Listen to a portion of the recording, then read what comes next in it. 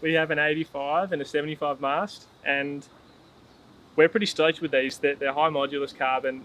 We find them super stiff, and there's a few features that differentiate our stuff from anyone else's, and I'm going to get Marcus to run us through those. Yeah, cool. Well, first of all, spend a bit of time finding the right foil section to make it as slippery as possible, efficient, and as thin as possible without being too flexy, and still affordable with the high modulus. So one of the biggest things you'll probably notice of our mast is how big it is here. We're really concentrated a lot of the stiffness on the board to base plate connection. There's a lot of torque, I guess, from the human, forcing the board around. The last thing you need is for the stiffness to begin here before you've still got all the rest of the gear under there to do its job. So this is pretty bulky. The base plate itself definitely isn't going to flex, it's quite thick, and then you got this big blend into the mast here, which is out of the water. And then you've got a sleek mast underneath. One of the things that been asked about a little bit is the M6 bolts. Why did we go to M6? Our connection is very stiff. If you use it, you'll know this. We're not relying on bolts. The bolts just hold it there and suck it into the connection. It's a very thick, deep connection. And our fuse is quite chunky. So it's thick, the walls are thick. It's very stiff. This isn't going to flex when this is connected. So when you push it in there,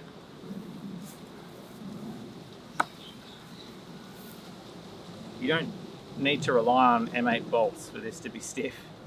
It's built into it. The bolts are there to hold it together.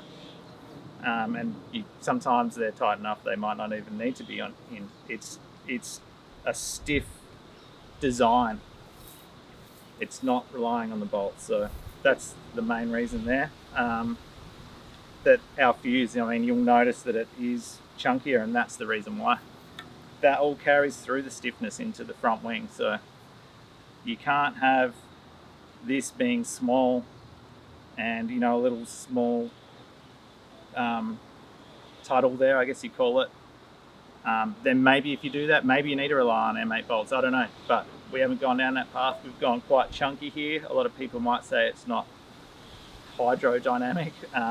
It's fine, it's super slippery, as you'll know if you use it, but it's solid, and what you gain in stiffness and control is worth its weight in gold for sure.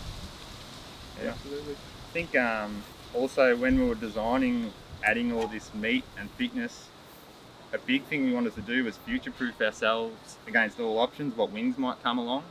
So if we didn't go thick enough and chunky enough, we didn't want to be restricted about what wings we can design, like size-wise, because we didn't want them to be too much load for the fuse and the mast connection. So I think that's important. Like we've sort of future-proofed ourselves. We can make wings as big as we need to cover all bases in the future going forward.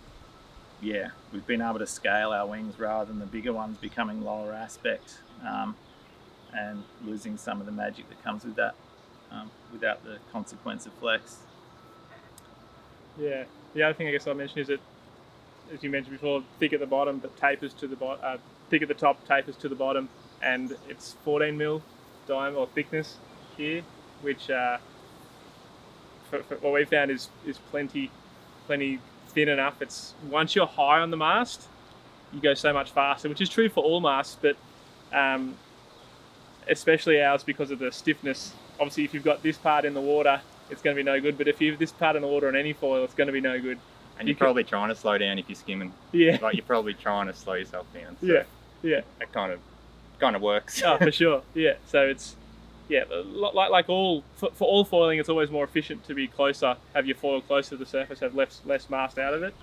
But because ours tapers, it's very much the case. If you get below the sea, out of the water, you're looking pretty good. Even if you get the triangle out of the water, you're gliding pretty well. But once you get the triangle in the water, you're going to be slowing down on any mast. But it is true that because it's thicker at the top, you're going to be slowing down more.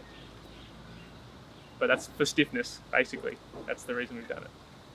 Yeah, the stiffness of a setup as well helps you confidently ride high. So what you gain in stiffness is going to give you that confidence to sit high. You get a lot of feedback. Won't be lost in flex.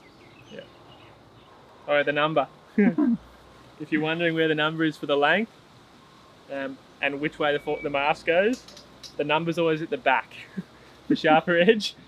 A few of us have put it around the wrong way before, but before you go out, you see the number's on the wrong side, so you flip it around.